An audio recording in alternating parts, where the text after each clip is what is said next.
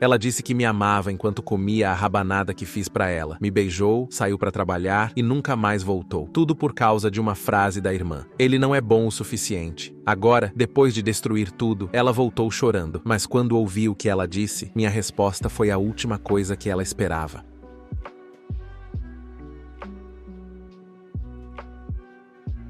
Minha noiva me largou depois que a irmã dela disse que eu não era bom o suficiente. Agora, ela voltou chorando.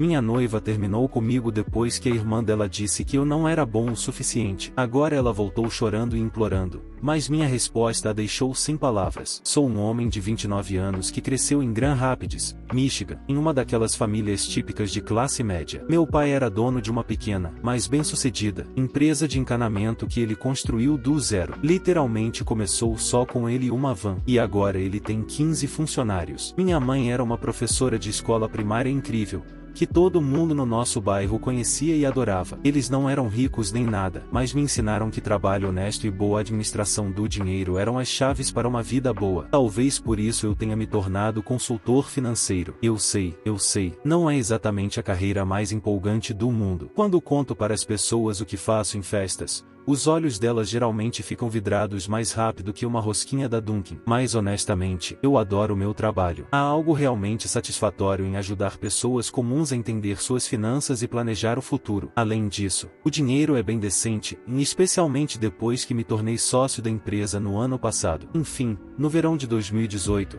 meu amigo Mike estava fazendo um baita churrasco na casa nova dele. Sabe como é a grelha funcionando o dia inteiro? Colher cheios de cerveja artesanal porque agora somos adultos, risos. E inevitavelmente alguém leva um violão, mesmo que ninguém tenha pedido isso. Quase não fui porque tinha um monte de relatórios de clientes para terminar. Mas o Mike literalmente ameaçou me arrastar até lá se eu tentasse dar o cano. Foi lá que conheci a Sarah. Caramba, vocês já tiveram um daqueles momentos em que vem alguém do outro lado da sala e tudo ao redor simplesmente desaparece? Foi isso que aconteceu quando vi essa ruiva linda rindo de alguma coisa perto da fogueira. Ela tinha olhos verdes incríveis e usava um vestido simples, mas de algum jeito conseguiu brilhar mais que todo mundo ali. Acontece que a Sarah trabalhava com marketing numa startup de tecnologia no centro. Ela era inteligentíssima, conseguia conversar literalmente sobre qualquer coisa, e tinha uma obsessão esquisita por podcasts de crimes reais que, de um jeito estranho, eu achava encantadora. Acabamos conversando até umas 3 da manhã naquela noite, só sentados na varanda dos fundos do Mike enquanto todo mundo já tinha ido embora ou desmaiado. As coisas avançaram bem rápido depois disso. Nos mudamos juntos depois de um ano, porque já estávamos dormindo um na casa do outro todas as noites mesmo,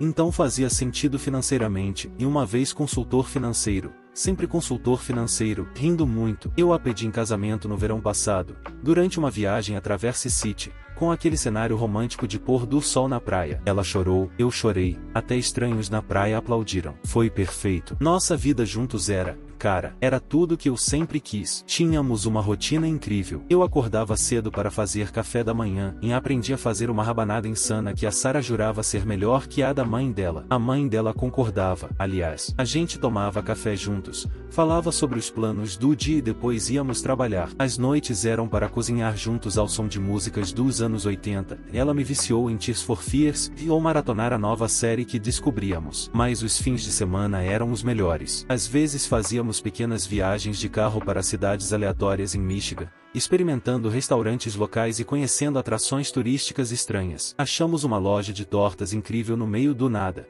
e dirigíamos 1 hora só para comer lá. Em outros fins de semana, ficávamos em casa, cuidando do jardim, e comecei a cultivar legumes durante a pandemia, ou recebíamos amigos para noites de jogos. Éramos aquele casal que as outras pessoas olham e dizem metas de relacionamento, sabe? Daqueles que ainda gostam de passar tempo juntos e não só fingem nas redes sociais. Claro que tínhamos nossas brigas, mas eram sempre por coisas bobas, tipo de quem era a vez de limpar o banheiro ou se abacaxi combina com pizza. Com certeza combina, pode me desafiar. Tínhamos tantos planos para o futuro também. Já tínhamos escolhido o local do casamento, começado a procurar casas num bairro charmoso perto do meu escritório e até conversado sobre nomes de filhos, e embora tivéssemos decidido esperar alguns anos para isso, a Sarah tinha um painel inteiro no Pinterest com ideias para nossa casa dos sonhos. Ela queria uma daquelas ilhas de cozinha chiques e um cantinho de leitura perto da janela. Eu estava economizando para tornar tudo isso realidade. Olhando agora, acho que talvez tudo estivesse perfeito demais. Sabe quando dizem que se algo parece bom demais para ser verdade, provavelmente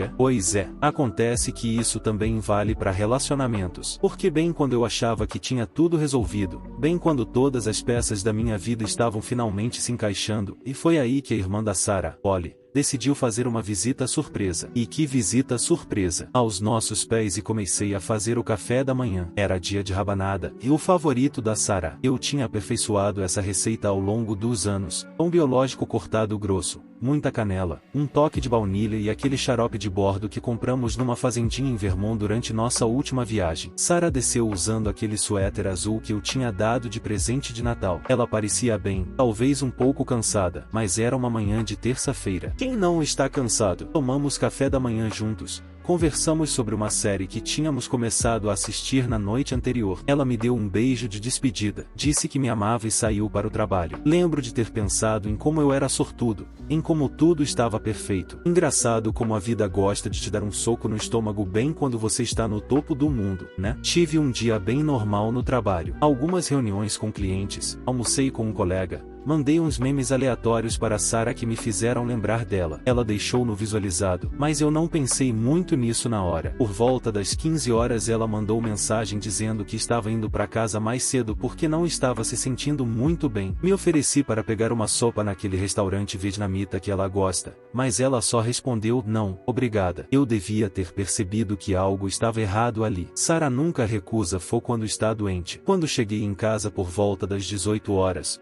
o apartamento parecia errado. Sabe aquela sensação quando você entra num lugar e consegue sentir que algo ruim vai acontecer? Como se o ar estivesse pesado demais. Era exatamente isso. Sarah estava sentada no sofá, já pela metade de uma garrafa de vinho. Ela nunca bebe durante o dia, a não ser que algo esteja muito errado. Havia um vazio no olhar dela que eu nunca tinha visto antes, e ela não olhava diretamente para mim. Mr. Viskers, que normalmente corre para me receber na porta, estava sumido. Precisamos conversar, ela disse, e meu estômago simplesmente afundou. Ninguém na história dos relacionamentos disse precisamos conversar e seguiu isso com boas notícias. Me sentei do outro lado do sofá, ainda com roupa de trabalho, ainda segurando a bolsa do laptop como se fosse um escudo. O que está acontecendo? Perguntei, mesmo já sabendo, no fundo, o que era. Os sinais estavam ali. Eu só não queria enxergá-los. Estive pensando muito, ela começou, tomando mais um gole de vinho, sobre a vida, sobre o que eu quero, sobre tudo. Ela falava com uns gestos estranhos com as mãos, e coisa que aprendeu com a Polly. E eu simplesmente, e não acho que consigo continuar com isso. Com o que? Perguntei, como um idiota, como se eu não soubesse exatamente o que ela queria dizer. Isso, ela disse,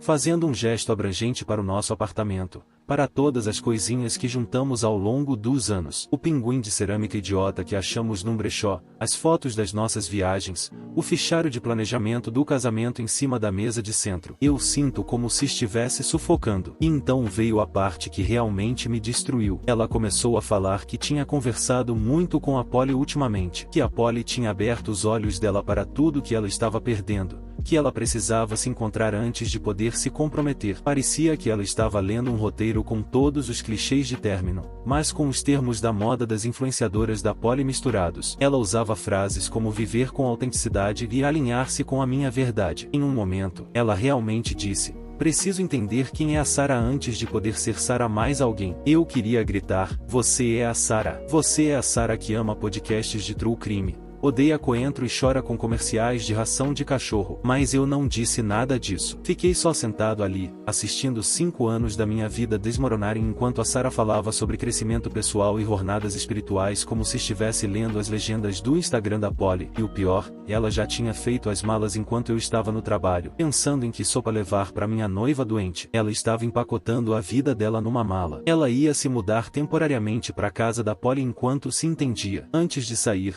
Tirou o anel de noivado, aquele que tinha sido da minha avó, e deixou em cima da mesa de centro como se fosse nada, como se fosse bijuteria velha de que tinha enjoado. Depois que ela saiu, eu fiquei ali por horas, encarando aquele anel. Mr. Visquez finalmente saiu de onde quer que estivesse escondido e se enroscou no meu colo, ronronando como se soubesse que eu precisava daquilo. A louça da rabanada ainda estava na pia. A caneca dela, aquela com raposinhas que dei no nosso primeiro Natal juntos, ainda estava na lava-louças. Sabe o que é realmente doentio? Naquela noite, enquanto eu tentava entender como minha vida inteira tinha implodido, a Sarah já estava postando no Instagram. Nada direto, claro. Só uma daquelas frases vagas sobre escolher a si mesma e começar um novo capítulo. Ela até usou um daqueles filtros de pôr do sol, bem elegante. Ela estava fingindo naquela foto do ano novo em que olhava para mim como se eu fosse o mundo dela, e o jantar de aniversário em março, a viagem de fim de semana para o lago em abril. Quando foi que minha noiva se tornou uma atriz tão boa assim? Quanto mais eu investigava, mais parecia que eu estava lendo sobre uma estranha. Essa não era a Sarah que eu conhecia, a garota que chorava com os comerciais da AS que passava 3 horas fazendo um cartão de melhoras para nossa vizinha idosa. Essa era alguma pessoa influenciada pela Polly,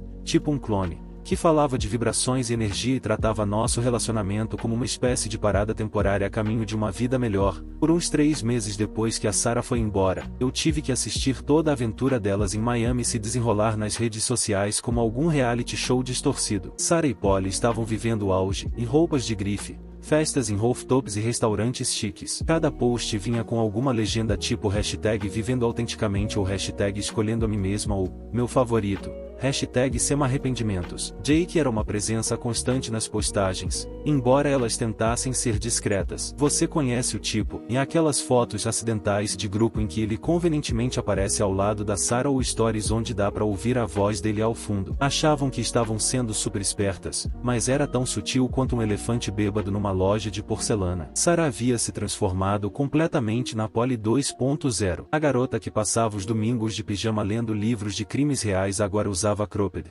extensões de cabelo, postava afirmações diárias e tentava começar o próprio negócio de coaching de bem-estar, também conhecido como vender os mesmos planos de treino superfaturados que a Polly vendia. Ela até começou a falar com aquele tom arrastado de influenciadora que a Polly usa. Era como assistir a alguém tendo uma crise de um quarto de vida em tempo real. Mas então, cerca de 3 meses depois dessa vida fabulosa delas, algo incrível aconteceu. Eu estava rolando o Instagram numa manhã, tomando meu café e me preparando mentalmente para mais um dia fingindo que estava bem, quando vi uma postagem da Polly que mudaria tudo. Lá estava ela, numa praia em Malibu, não Miami, e esse detalhe importa, usando um biquíni branco e levantando a mão esquerda para exibir um anel de noivado gigantesco. A legenda dizia, ele pediu e minha alma disse sim, pronta para começar o para sempre com minha chama gêmea. Agora você deve estar pensando, e ok, Polly ficou noiva. E daí? Bem, é aqui que fica bom. O tal Tech Bru Tyler, sim, esse era o nome de usuário dele, era o fundador de uma startup em Seattle com quem Polly aparentemente estava namorando em segredo há 6 meses. E o melhor, eles estavam se mudando para Seattle imediatamente. A mesma irmã que passou meses pregando que casamento era uma construção social e que se acomodar era coisa de gente básica estava secretamente planejando seu próprio casamento durante todo o tempo em que convencia Sarah a destruir a própria vida. Você não pode inventar um negócio desses. Sarah descobriu do mesmo jeito que todo mundo,